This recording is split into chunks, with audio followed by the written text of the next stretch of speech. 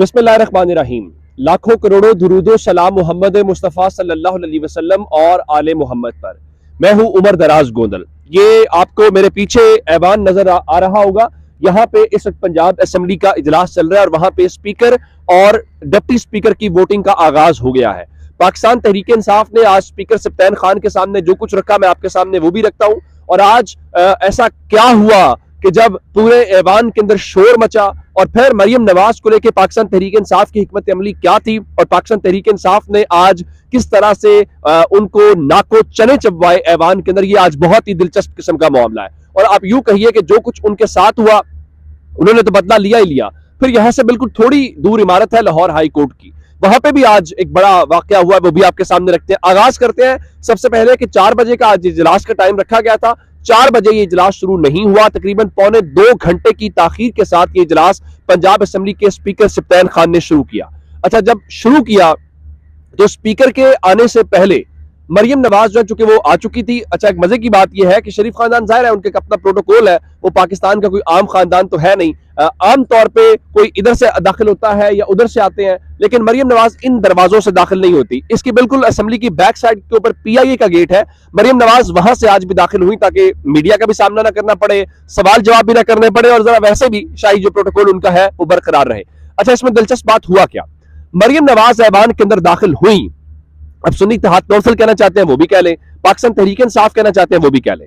उन्होंने आते ही वहां पे शदीद नारेबाजी शुरू कर दी और उन्होंने वहां पे क्या कहते हैं कि मरियम के पापा चोर हैं के नारे जो है वो भरपूर तरीके से हमें ऐवान के अंदर सुनाई दिए। अच्छा, ये जो चोर चोर के नारे हैं, इससे हुआ क्या, इस हवाले से मैं आपको बता देता हूं। मरियम नवाज जो है इस दौरान क्या करती रही। मरियम नवाज इस दौरान आज भी कुछ पढ़ पढ़ के अपने ऊपर फूंकती रही। अब उनके फूंकने के दौरान या वो जो भी पढ़ रही थी, वो जितनी शिद्दत आती थी, पाकिस्तान तहरीक इंसाफ के जो अरकान हैं उन्होंने भी उतने ही शदीद जो नारे हैं वो बुलंद किए। अच्छा, इसमें खास बात क्या बताना चाहता हूँ, खास बात ये बताना चाहता हूँ कि उस दौरान इमरान खान के हक में शदीद नारेबाजी हुई और कौन बचाएगा पाकिस्तान, इमरान खान के नारे लगे और दूसरी तरफ नवाज शरीफ चोर और सारा टब्बर चोर के नारे लगते रहे।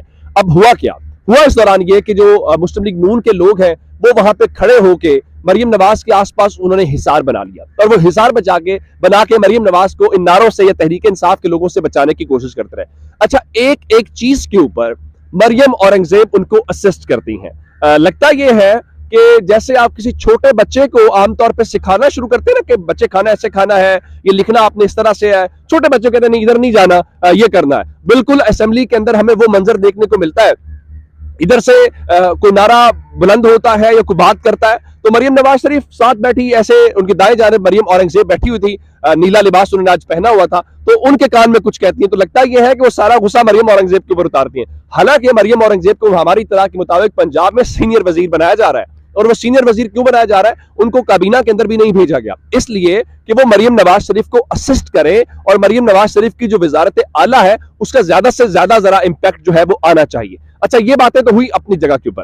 फिर पाकिस्तान तहरीक इंसाफ ने स्पीकर से ये कहा और मरियम नवाज के लिए बड़ा एम्बैरेसिंग मोमेंट था और उनका चेहरा लाल होता हुआ दिखाई दिया। लग ये रहा था कि उनका बस नहीं चल रहा, उनको आज जो उनको फेस करना पड़ा उसकी वजह क्या है। आमतौर पर तो टीवी पे इंटरव्यूज देती हैं या फिर वो मीडिया सेल चलाती रही हैं या बाकी उनकी जो भी कारकर्दगी है। अब उनको ये पता नहीं था जब आप असेंबली के अंदर आएंगे तो असेंबली में नारेबाजी होती है, वहां पे एक ऑपोजिशन होती है जो आपको भरपूर तरीके से सामना करना पड़ता है और फिर जब इस किस्म की तगड़ी ऑपोजिशन हो, मैं आपको कल की एक बार में बात बताई थी, कल हुआ क्या कि तहरीक इंसाफ के लोग जब बोल रहे थे तो हुआ ये कि एक वहां से आवाज आई मुस्लिम लीग नून की साइड से कि हौसला करें, तो तहरीक इंसाफ के एक बंदे ने बड़ी ऊंची आवाज में कहा, उसने कहा हौसला करके ही यहाँ पे पहुंचे हैं। आज स्पीकर सप्तान खान भी उनको बता रहे थे कि हमें अंदाजा है कि आप कितनी मुश्किलात के साथ यहाँ पे पहुंचे हैं। उसके बाद हाफिज फरज जिन्होंने आज हल्फ उठाया, आज असेंबली के अंदर 6 नए अरकान जो है उन्होंने हल्फ उठाया और वो उन्होंने क्या किया, उन्होंने कहा कि मलिक अहमद खान ने सियासी कचरा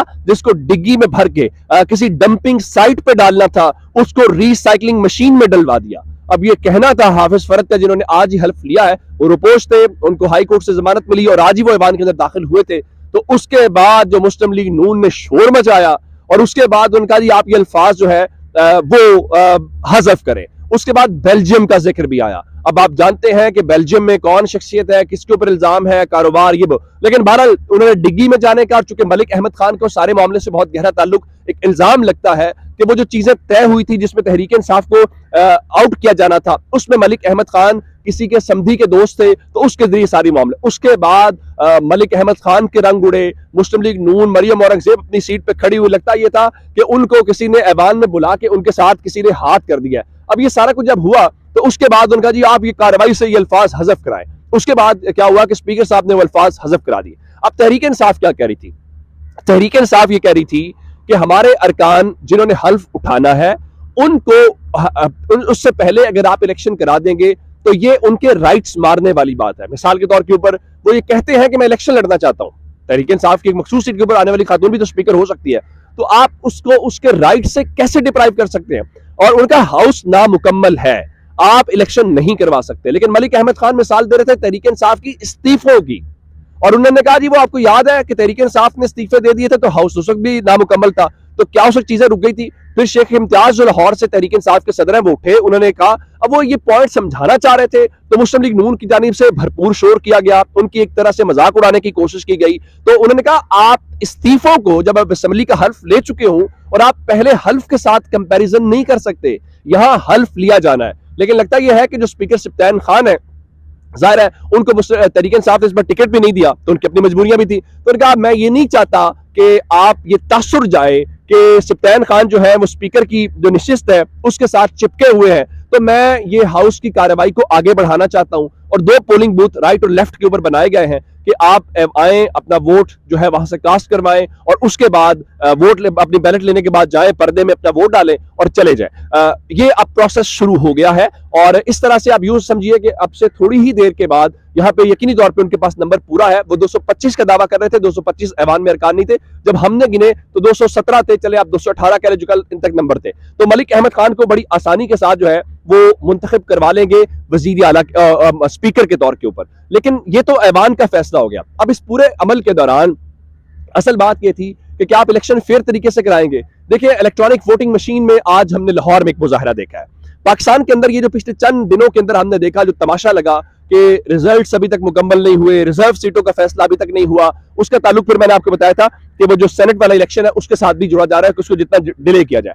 आज एक तो ऐवान की कार्रवाई मैंने आपको बताई है, दूसरा आज काले कोट वालों ने भी सरप्राइज दिया है और वो इमरान खान का खिलाड़ी जीता है। आप जानते हैं कि 2 ग्रुप्स हैं, एक इंडिपेंडेंट ग्रुप है जो आसमा जहांगीर का ग्रुप है, जिसमें ये जो क्या कहते हैं कि आजम नजीर तारड़ है, एहसन भून है।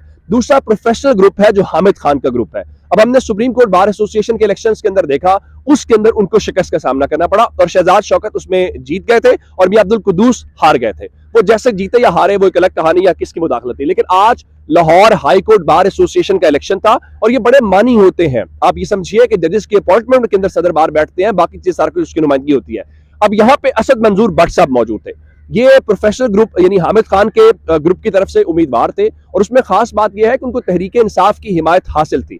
दूसरी जानिब जो गोंदल साहब थे, गोंदल साहब जो है वो इंडिपेंडेंट ग्रुप से, जिसको आप ये कहिए कि आसमा जहांगीर और आजम नजीर तारड़ के ग्रुप से थे। अब हुआ क्या?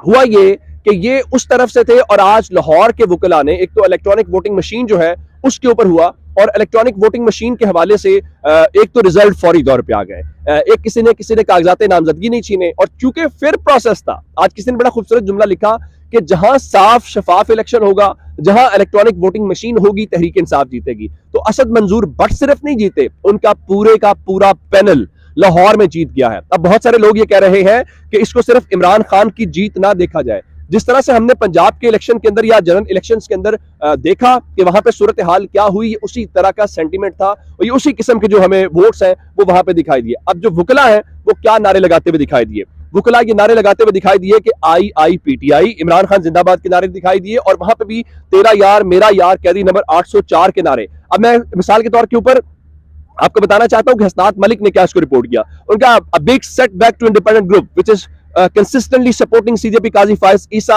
and PMLN and national politics, जिसका मतलब ये है कि उन्होंने कहा कि ये सेटबैक है काजी फाइज ईसा को सपोर्ट करने वालों को और खासकर जो मुस्लिम लीग नून की सियासत को सपोर्ट कर रहे थे। इसका मतलब क्या है? इसका मतलब यह है कि इस वक्त मुस्लिम लीग नून जिसके ऊपर हाथ रखे, मुस्लिम लीग नून जो है जिसके साथ खड़ी हो, उसको यही कुछ सामना करना पड़ता है। ये हो गया पंजाब असेंबली का और लाहौर का। फिर हमने आज जो कराची के अंदर देखा है, वहां पे आपने इजलास के बाहर बहन बेटियों के साथ जो सलूक किया है, आपने वहां पे जो शेलिंग की है, क्या पीपल्स पार्टी की यही वो जमहूरियत है जिसकी वो तकरीरें करते हैं? पीपल्स पार्टी की एक जमहूरियत तो वो है जिसके वो टीवी शोज के अंदर, तकरीरों के अंदर करते हैं। दूसरी जमहूरियत आज वो थी जो हमने देखी। तो क्या ये बहन बेटियां नहीं है? कल किसी ने कहा जी वो मरियम नवाज पंजाब की वजीर आला बन रही हैं, तो इसके ऊपर मैंने उसके ऊपर कहा कि मरियम नवाज हूं, हमजा शहबाज हूं, कोई फर्क नहीं पड़ता। ये अशराफिया के बच्चे हैं, वो मर्द हो कोई खातून हो, उनकी इस मुल्क पर मौजें लगी हुई हैं। पाकिस्तान की आम बेटी या बेटे का क्या ताल्लुक है इस पूरे सिस्टम के साथ? क्या वो इस पावर कॉरिडोर में आ सकता है? बिल्कुल भी नहीं आ सकता। और अब वो एहतजाज करते हुए दिखाई दे रहे हैं और उसको जो अपोजिशन की जमातें हैं उसको ब्लैक डे के ऊपर जो है वो करार दे रहे हैं। अच्छा, एक खबर आपको और देना चाहता हूं और वो खबर है खैबर पख्तूनख्वा से, क्योंकि सवाल उठ रहा था कि खैबर पख्तूनख्वा के अंदर क्या आप इस कार्रवाई को जो गवर्नर की है उसको बुला पाएंगे, और जो क्या वो इजलास होगा। तो मैं आपको बताना चाहता हूं कि 28 फरवरी को तलब करने का फैसला कर लिया गया है और जो वजीर आला ने समरी भेजी थी, गवर्नर ने उसके ऊपर दस्तखत कर दिए। ये अब तक की अपडेट्स थी। अपना बहुत सारा ख्याल रखिएगा। खुदा हाफिज।